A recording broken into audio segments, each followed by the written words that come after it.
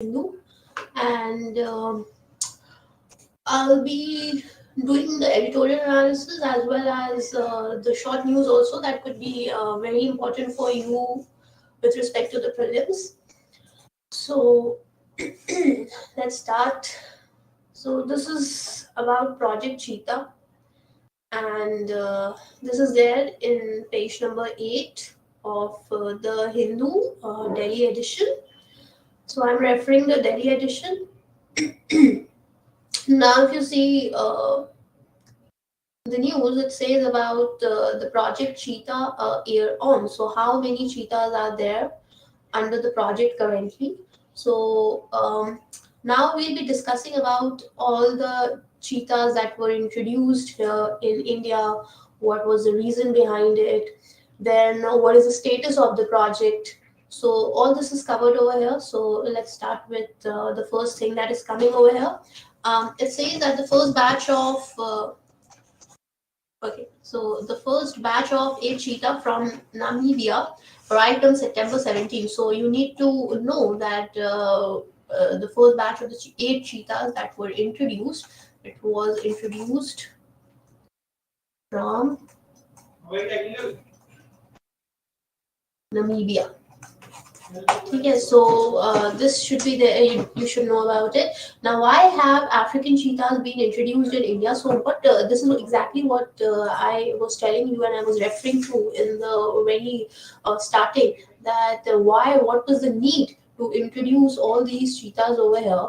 So, let's cover it. And they are saying that the goal of the introduction of the African cheetah is to establish viable cheetah meta population in India that allows cheetah to perform its functional role as a top predator and provide space for the expansion of the cheetah within its historical range, thereby contributing to its global conservation efforts. So, one thing that we are sure that means the population of 1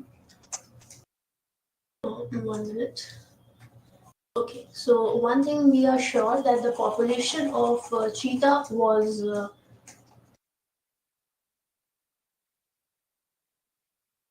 not good, yeah, not satisfactory, and that is the reason what happened was that it was introduced or to increase the meta population in India that allows cheetah to perform its functional role as a top predator and provide space for the expansion of cheetah. That means we need to do what? We need to have a viable population of cheetah, which is probably very scarce, and that is the reason, or very scarce. That is the reason why we are introducing cheetah from Namibia to India. Now, after this. What is this effectively meaning? That means that they are enabling cheetah to establish themselves as viable and free-ranging population in the large and fenced wildlife reserves. So if you see, we are constantly improving our wildlife reserves. So we understood the reason why is this project being referred to. We understood the reason what is what is on the back of the mind of the government in introducing this project Cheetah. So we now need to know what is the present status of the project and what is the present status of India with respect to the wildlife reserve as well. Because if we are focusing on increasing this meta population of cheetah and we are trying to increase the space for the cheetah to expand themselves, that means somewhere or other the wildlife reserve with respect to cheetahs is not good. So let's do what is the status of the project. Now 20 adult African cheetahs have been imported so far. So the first batch of 8 cheetahs that arrived, another batch of 12 cheetahs from South Africa arrived on February 18 and late March 2023. One of the females gave birth to a litter to 4 cubs which were conceived in India. So if you see, there is a evidence that they have started expanding their population in the wildlife reserves. Okay, so this is about the status. Then what else they are saying? The plan was to first release the male coalition after about 1 to 2 months of them getting accessibility. Now, if you see in the entire news, what you need to do is you need to know about the project. You need to know about what is the need. You need to check this, what is the status. And the point is that if you see with respect to the other animals, they expand, but what is the reason that cheetahs are finding it difficult to expand, and we need to introduce it from the different countries? So there must be some kind of difficulty they are facing, so you need to know about the difficulty also. And the next thing that they're pointing is about the why did the cheetahs die. So before that, you need to also cover that where are the sites, or which are those sites that these cheetahs are being introduced.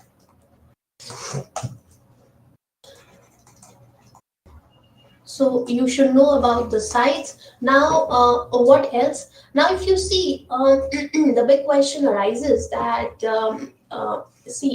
you people are not you people are not under surveillance to see that how come these cheetahs or the population of the cheetahs are getting distinct.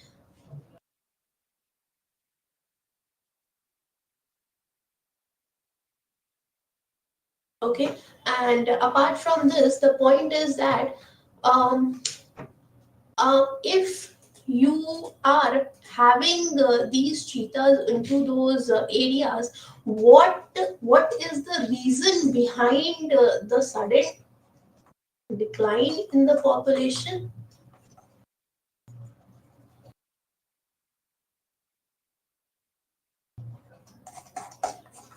And if there is a decline in the population of cheetah, how is the respective organizations able to track them?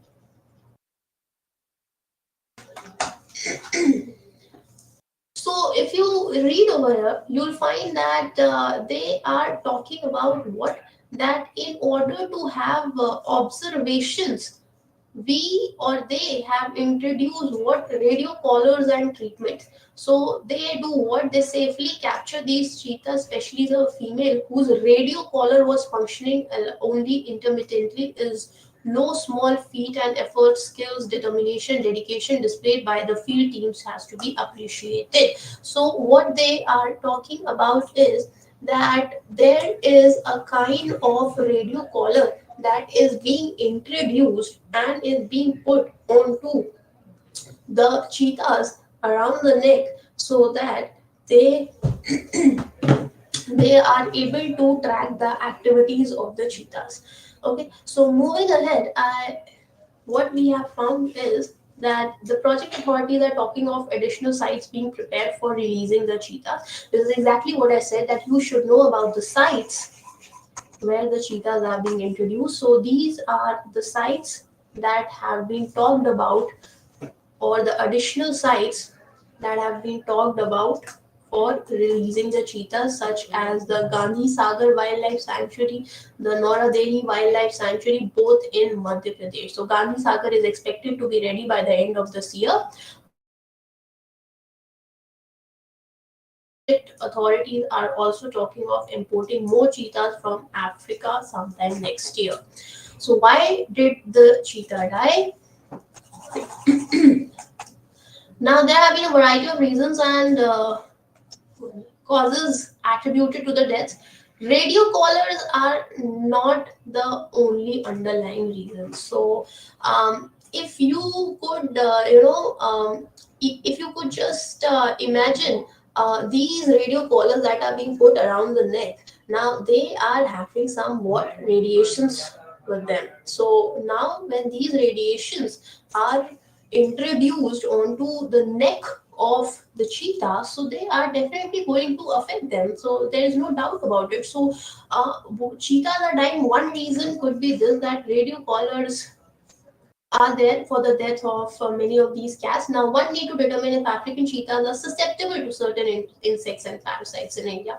Now, that is also one reason why, because see, some all these wildlife, whether whether I consider the human beings or the animals, we are living in a certain kind of environment. So if we are placed from that place to another, or if we are introduced from that section to the another section, what are we going to witness? We are going to witness a change where it would probably be very different from the change where we were habitant.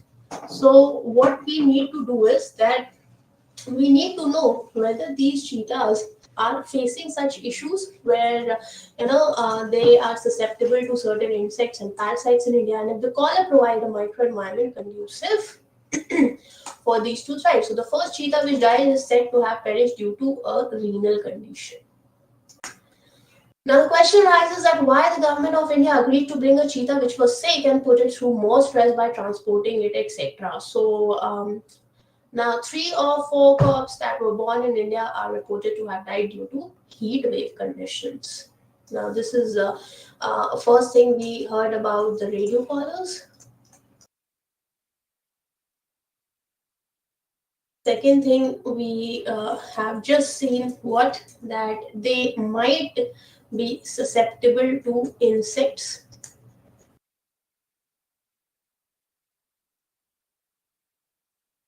And parasites in India.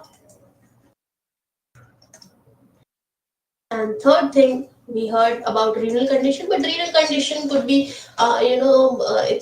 it's not something which I could say that would be referred as one of the reasons which will be communicable, right? Or is susceptible. It is something which goes personal also. So this thing, and third that I would say, heat wave condition. So this is exactly what I said, that we all are born and brought up in a very different environment, so it becomes difficult to survive in certain conditions.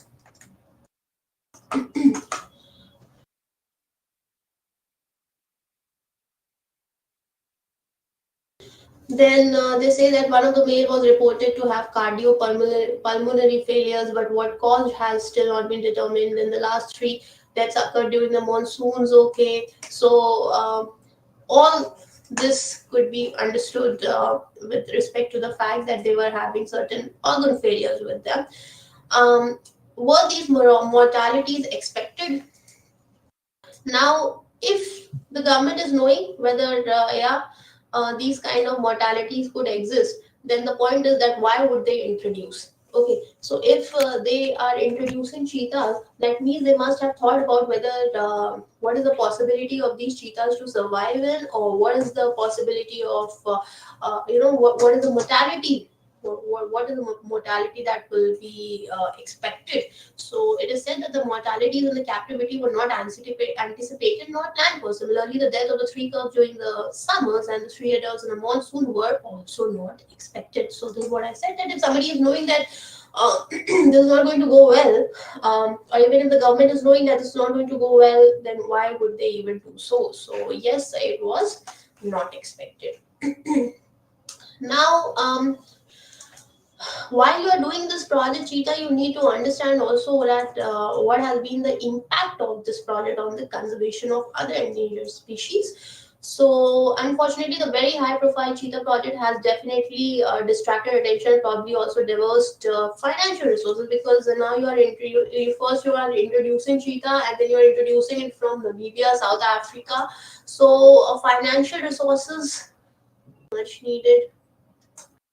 And conservation projects like the ones for the Great Indian Bastard and the translocation of Asiatic lions, these were also the projects Now, Project Cheetah has also been called upon as a means to save grasslands and other open natural ecosystem. However, the challenges that the cheetahs have faced in surviving in the captivity is the lack of sufficient suitable habitats for them. Using African cheetahs to conserve grasslands and grassland-dependent species is clearly a faulty strategy. So they are saying that you are trying to save what grassland ecosystem. But for them, or with the above analysis, the author says that this strategy seems to be a faulty strategy.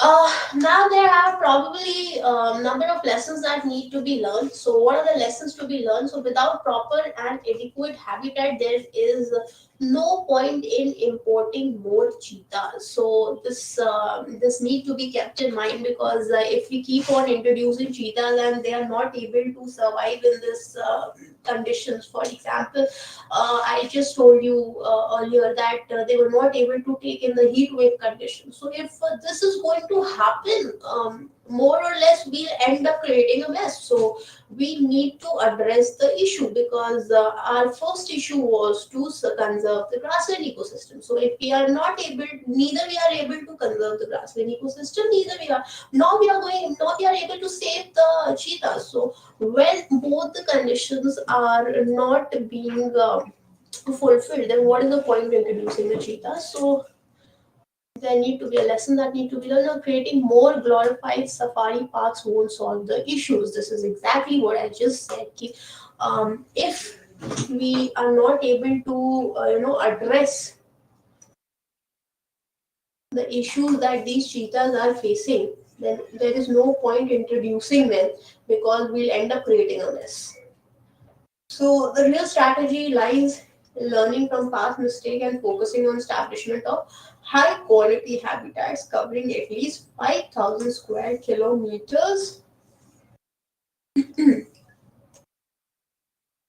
before bringing more cheetahs. So we cannot rely on simply importing more cheetahs to establish a viable population while neglecting its habitat requirement. The other weakness has been the lack of wider consultation and transparency. This definitely needs to improve. So the author has very beautifully pointed out that firstly, we need to see the conditions of the habitat where we are introducing the cheetahs. We need to have a check on them, and once we are able to find it, we need to bring more transparency and consultation also, because probably the wildlife people who are associated with these activities and those who are doing all kind of research and studies, they probably know better that whether introduction of them over here in this kind of habitat is going to give the desired result or not. Because if the repercussions are more, as compared to the good points that we are thinking about, there is no point going for such extravagant project, because this is consuming our financial resources also. Now, moving on to the next page. Now, why is government pushing for regulatory mechanism for OTT services? Now, before that, we need to know about the OTT services. What is OTT, over the top platform? Now, why is the Telecom Regulatory Authority of India asking for opinions on selectively banning OTT services such as WhatsApp, Facebook, etc.? Why are telecom service provider calling for regulation? Will a ban go against net neutrality? Now, the TRI invited responses to consultation debate. Now, if you see the headlines, the headline that is saying that the government is pushing for regulatory mechanism. Now, what is the regulatory mechanism to regulate the OTT platforms or the OTT services? Now, how come TRAI is involved into these services? Because TRAI ka, if you see what they're saying, the full form of the TRAI is Telecom Regulatory Authority of India. So, Telecom Regulatory Authority of India, how is this TRAI or what issues TRAI is having with OTT. So OTT services are entirely different thing. That is giving you the services. Like for that matter, you have Netflix and all, Google, Meta. All this is coming. So how come OTT being related to the right is a big question. So what has happened? Now we need to know what happened. So the discussion on selective banning of OTT services came after a parliamentary standing committee issued a notice to Department of Telecom to explore this option due to unrest caused by these platforms, which has a mass reach and impact. So it was important to note that only OTT communication services like WhatsApp, Meta, Google Meet, Zoom, etc. were discussed in the consultation, not the content OTT such as Netflix, Amazon Prime, etc. So if you see, firstly, they have divided. What have they divided? They have called upon for communication services, and they have what? They have not referred to what is called as your content OTT. So content OTT is providing you content. So content is coming from Netflix, Amazon Prime, etc. Content regulation is an altogether different subject and comes under the ambit of Ministry of Information and Broadcasting. So now you need to be very particular. The question comes that OTT service is being regulated by, or OTT service is coming under TRAI, so that is your Telecom Regulatory Authority of India. So no, it's not coming over there. It is not under that. Its ambit. It is under the ambit of the Ministry of Information and Broadcasting and not the TRAI. The TRAI has also asked stakeholders to define OTT and a proposal on cost sharing mechanism between the TSPs and the OTT services. Okay, so the conflict is lying between what? The people who are providing you what? Telecom service, that means, and the OTT services. Now if you see, the OTT service is different and the telecom services is different. So what is the conflict between TSP, that is telecom service providers, and the OTTs? So telecom service providers are of the opinion that OTTs should be regulated and charged because they use and thrive on the infrastructure built by operators over the years. So now the whole issue behind all this is that, see, what is happening is you people are using the what OTT services. Now they have removed that OTT services content. That means Netflix, Amazon Prime, all these are your content provider. They have removed the content providers. Now what they have been specifically talking about, they have been talking about the service, that means the OTT service one. And under OTT service, who are the service providers? The service providers are your Google, your Meta, your Signals, etc. Right? Zoom, WhatsApp, etc. Now what they are saying is that all the infrastructure, that means the connectivity, for example, the internet, the network connectivity, etc., that is being provided by who? The telecom service providers. And ultimately, they are the one who are providing you what? The infrastructure with, like based on which you are able to enjoy the services. So the whole conflict lies over here. That means the telecom service provider of the opinion that should be regulated and charged because they thrive on the infrastructure built by operators over the year. OTT communication service have led to erosion of revenues for the telecoms, and these platforms offer users an array of services such as multimedia message services, instant voice calls, etc. Now, what is the demand if the very cause of this is that we are providing you the infrastructure who the TSPs, the telecom service provider, वो आपको infrastructure दे रहे हैं. So what is the final issue? Now they are saying that we are providing you the services, we are providing you the infrastructure, but you people are enjoying the services of OTT. So okay, so they are saying the major chunk of the revenue is going with the OTT services, but ultimately infrastructure so we are providing. So they have the issue with what? The revenue mismatch. So what is the demand?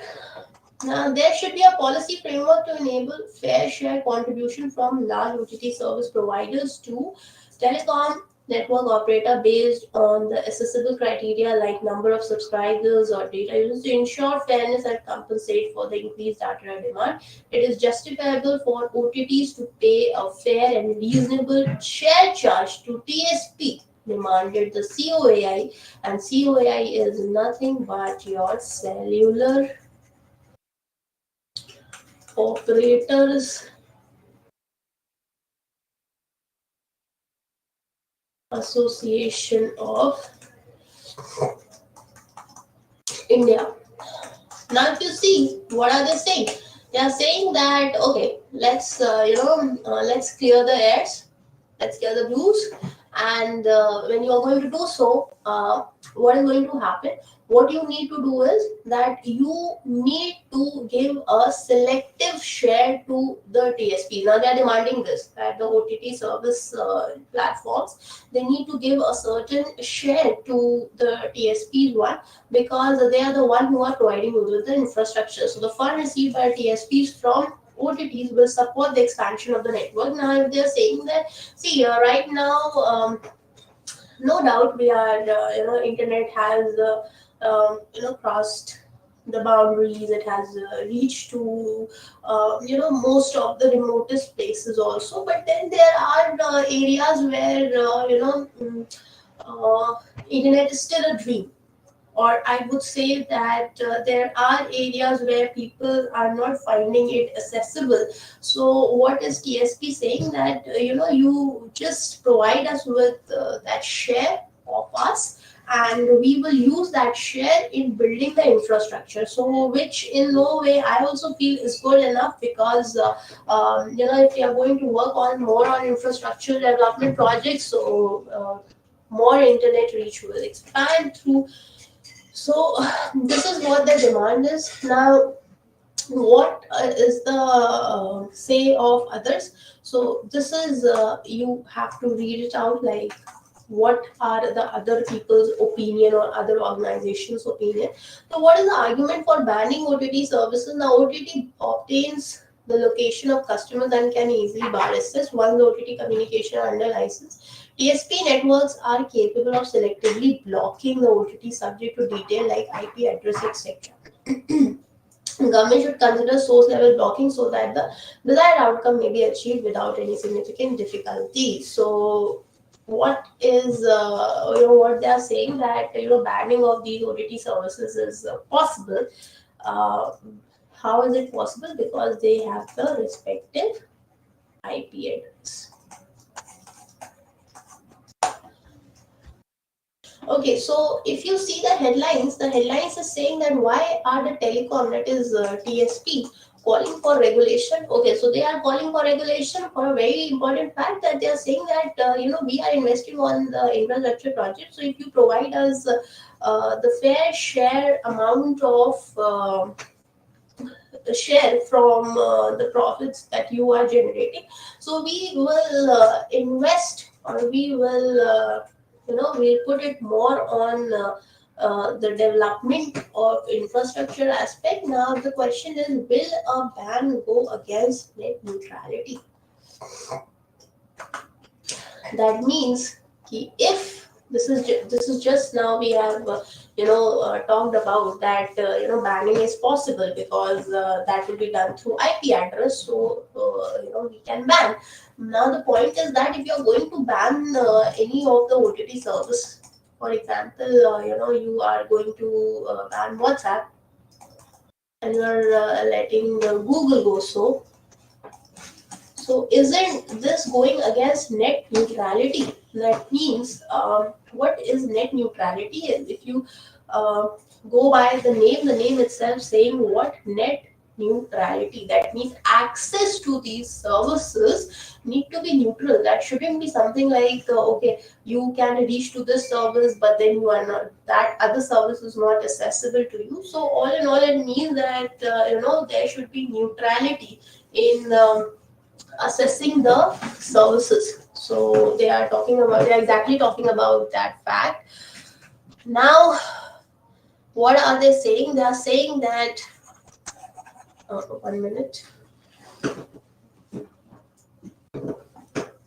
Okay, so we submit that the option for selective banning of OTT should be explored and implemented. OTT providers should implement IT solutions that would allow them to swiftly suspend their services in case of an internet outrage. So they are going for this fact that if the if there is breach of any of the regulations, so their services would be bad for that matter. Okay, so you need to know about the OTT services. You need to know that in this article, what they have talked about is they are not talking about the OTT content provider. What they are talking about is about the communication services. So communication services are different, and your content part is different in with respect to OTT. So this article is also a very good one. Now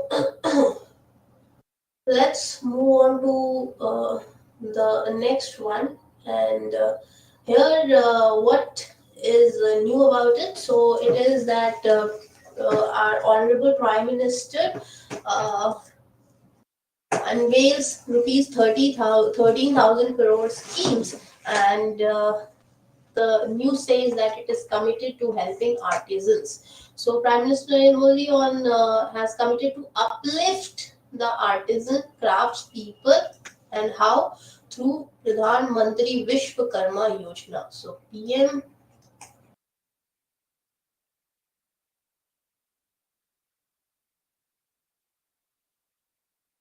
Vishwakarma Yojna.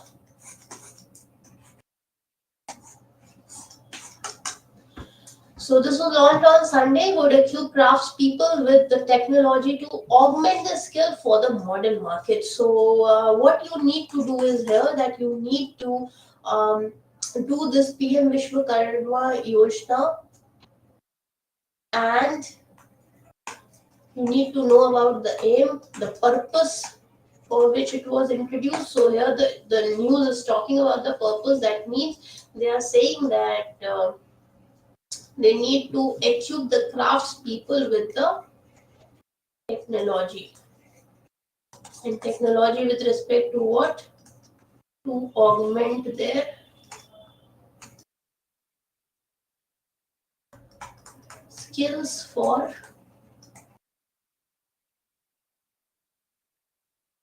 modern India.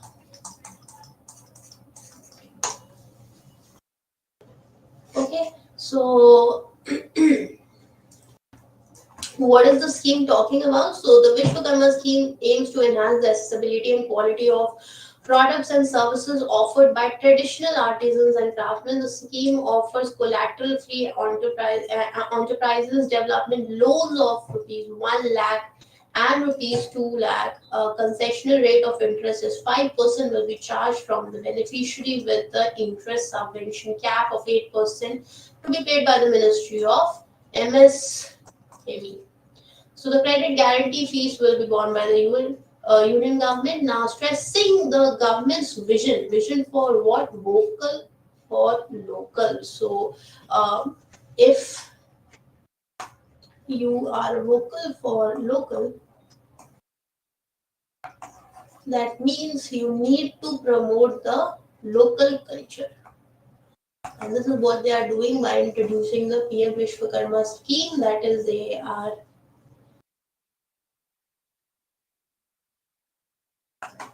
promoting the local craftsmen and artisans.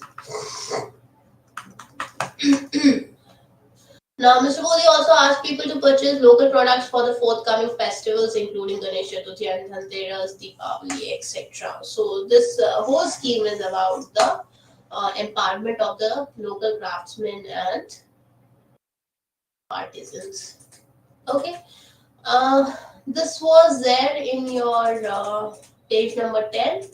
Then we did OTT services, which was in page number 9. Then we went for Project Cheetah, which was in page number 8. Now let's move on to the next one. Okay, so this is there in the next one. The news says that crafting a new chapter in parliamentary conduct. That means that means the author wants to talk about that we need to think about the parliamentary conduct. So if you have a little bit idea that how the MPs and the opposition party for that matter, how is their conduct when they are in the parliament, or for that matter in the local legislature assemblies. So how altogether they are interacting, or how is the discussion of the bills happening, or how, for that matter, if in case there is no agreement between the opposition party and the former government, or sorry, for the with respect to the government, that is present day government. So how do things capitulate by? So why is this subject even coming into being? So the author is saying that Indian politicians were initially proud of parliamentary system they had adopted upon independence, patterned as it was on British Westminster's model. So what they are saying is,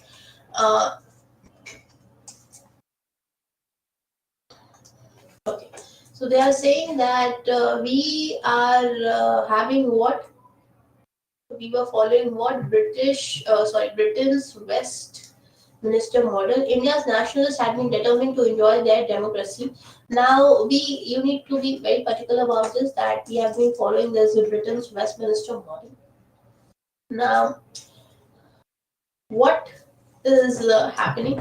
Now, many of India's first generation of parliamentaries, several of whom had been educated in England and watched Britain parliamentary traditions and admirations, revel in the authenticity of the way. So, Indian MPs still thumb their decks in approbation. Now, if you remember, or if you could recall, and if you can't recall, then just go and watch some YouTube shorts, etc. You will find that they always thump up their decks in approbation. So rather than applauding by clapping their hands, so they don't clap. What do? They bang on the decks. So when bills are put to vote, an affirmative call is still usually a rather than yes. Apart from this, now this is something which you have been evident to, and even I am also. Now, what is fading of British practice? The 7.5 decades of independence have wrought significant changes. And what are those changes? Some of the state assemblies have witnessed scenes like furniture overthrown, microphones ripped out, and slippers flung out by unruly legislators, not to mention fisticuffs and garments torn and scuffles among the politicians. So these are also the scenarios. Now they are saying that this has been witnessed where? In case of state assemblies.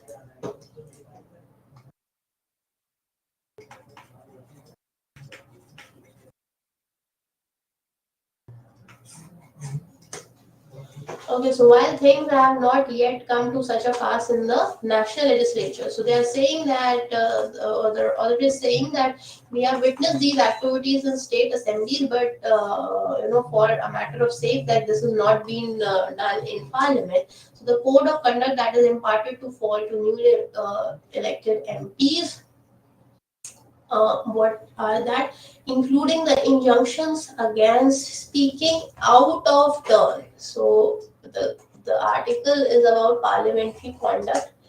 Now, in parliamentary conduct, we heard all about microphones being ripped off in the state legislatures. And now they are saying, the author is saying that there are practices of speaking out of turn, shouting slogans, waving placards, marching into the well of the house is routinely breached. Pepper spray was once released in well by a protesting MP, resulting in the hospital. Now, if you see, like these practices are something which definitely not expected from MPs.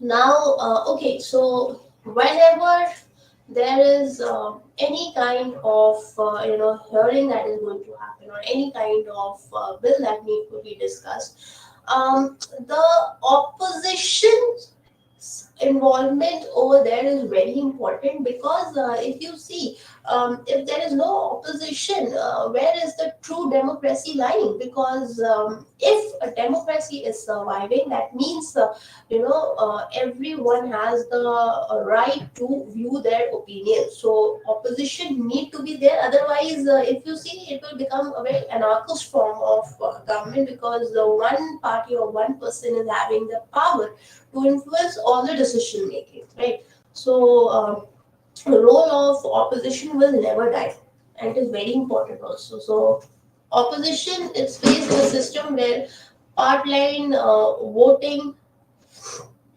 made obligatory by the anti-defection law determines all legislative outcomes. So India's but can India's parliament go on like this? Like what? Like the behavior in which the oppositions are being treated. So many worry that such conduct has so thoroughly discredited the legislation in the eyes of the public. That means, sometime or other, if you see, what is happening is uh, there is media intimidation, there is a severe assault from overweening government, hollowing out of autonomous institution pressure, investigating agencies on political opponents. Currently, all major parliamentary committees dealing with sensitive issues are chaired by the MPs or the ruling parties or the allies, in disregard of practice whereby, for instance, was always the External Affairs Committee was always chaired by the opposition MP. So, what is exactly happening now? Even if you just don't, if you could even recall, what is happening is that most of the time opposition, especially with respect to the present scenario, what is happening is the opposition is not getting enough space to ask their doubts or to put down their opinions. What is happening is, most of the time they are neglected. In a democratic form of government, where the one who is having the majority has formed the government for sure, but that doesn't mean that the opposition should be undermined. So the whole article is also talking about what, that firstly you need to check about the conduct, you need to talk about the opposition's role also.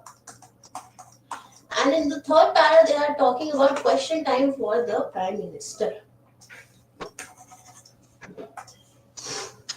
Now, what is the question time for the Prime Minister? Second factors is especially worth emulating. Now, Prime Minister notoriously prefers monologues to answering the question, does not even answer the question addressed to him in the daily question hours, leaving that task to a Minister of State in his office. That means we are witnessing what? That the head of the government is not answering the questions. So what you need to do is that all these kind of things you have, you are aware of it. If you are aware, if you are reading the newspaper, then in case if you are not, then you will get all the details, like how the bills are passed, how the proper discussion is not happening, or for that matter the oppositions are being neglected more or less time. So everything is here. This could be read. Now, this also need to be covered. Why? Because it is saying that India is at a pivotal moment in its healthcare journey. And the last few years, India has steadily became a strong voice for various critical issues, whether it's climate change, electrification, new age manufacturing, space race, because we have also, had a successful Chandrayaan mission. Now, this never been more apparent recently when India became the first country to successfully land a mission near the south pole of the moon and concluded a very successful G20 presidency. And what will that do? That will foster global alignment on a range of key issues. Now, and NCD free India to avoid age tax. Now, you need to do this medical thing. Why? Because this is important with respect to your GS paper 3, with respect to your healthcare sector, GS paper 2, because of social justice section over there, and science and tech also. Fine. So, thank you so much. I had the time allotted for this analysis was 45 minutes. So, I have done the one which are very important with respect to the Hindu newspaper. Okay. So, thank you so much.